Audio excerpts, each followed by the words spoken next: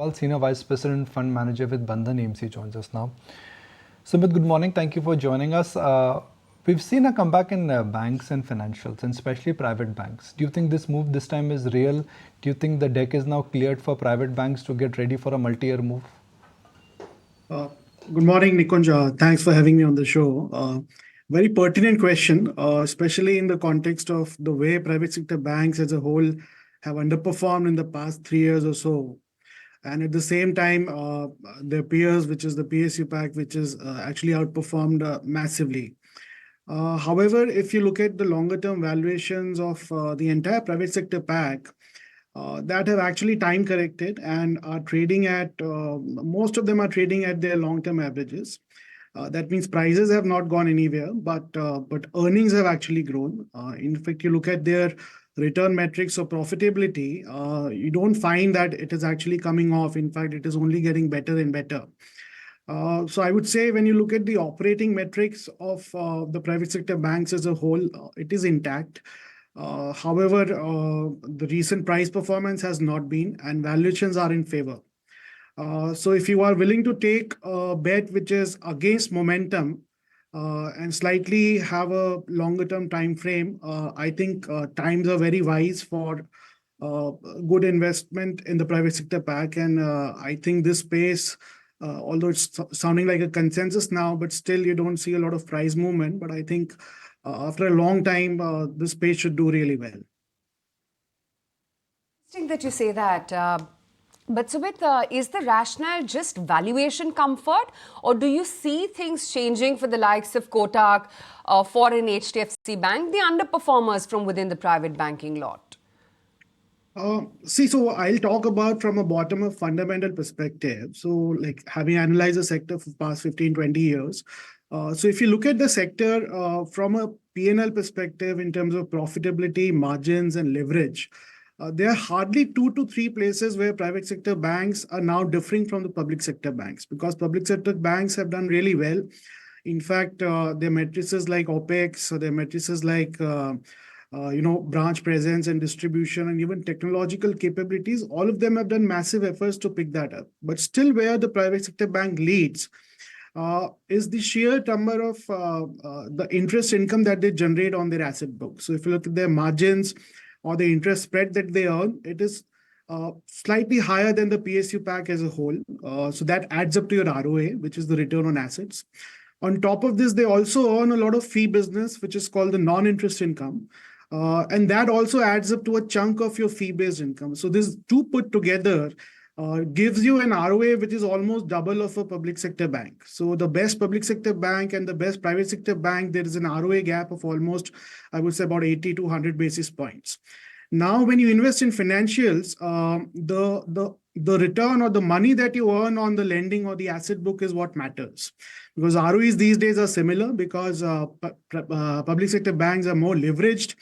So in that sense, I see still fundamentally a very sharp edge of private sector banks. And I think sooner or later, market should acknowledge that. And the underperformance that you have seen will likely reverse in times to come. Banks versus NBFCs. NBFCs is where the cost of income, liquidity, government scrutiny, RBI framework, everything is increasing. Do you think NBFCs now have the risk of underperforming?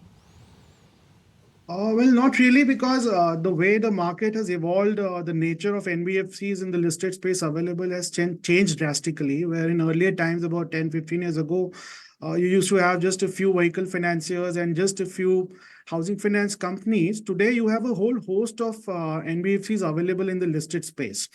So you have companies who are doing, within housing itself, you have someone doing affordable, someone doing prime, someone doing subprime. You have gold financiers, you have vehicle financiers.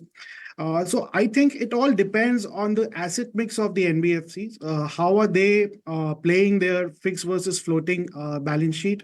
How are they placed on the duration of their liabilities and the duration of assets? So in a way, for a bottom-up fundamental fund manager, I think the landscape is much better, even if there are some regulatory views which keeps coming on. I think it's better for the sector as a whole. I think today the choices available for a bottom-up fund manager is ample, and that is what gives us a lot of comfort in picking at least one or two of them, which will not be hampered adversely in the macro context. One looks at the pure rural side. Everyone is of the view that rural India will come back, microfinance will come back. Bandhan, the main company, also is in the microfinance business. Is there merit in assuming that rural economy means comeback in microfinance companies? Not really, because essentially lending is just piece of one piece of the rural India as such. In fact, you look at the low ticket consumption trends in India, it is fairly weak for a really long time now. In fact, the classical K-shaped recovery is what people used to call, and you see high-end consumption like hotels or travels or QSR. There the growth rate is very high, but if you look at the really low-end interiors of the country, there's real pressure on the income growth. And to some extent, some of this is also visible in the recent trends on the recoveries of the microfinance sector, where you are seeing some early signs of stress. However, I don't think so. I mean, I'm of the view that probably with the new change in the recent elections that we have seen and onset of monsoon, I think there will be some good things in the offering for the rural sector as a whole, and hopefully we should come out of the stress that the lower end of the country is actually looking at. What's your top call from the entire BFSI space right now? The top three in the pecking order? So we have been playing the entire space very dynamically because it's not only, we think from a financial space, it's not only banking, but you have insurance, you have NBFCs, you have fintechs and capital markets. I think two spaces where we are extremely bullish on currently is private sector banks and capital markets as a subsegment.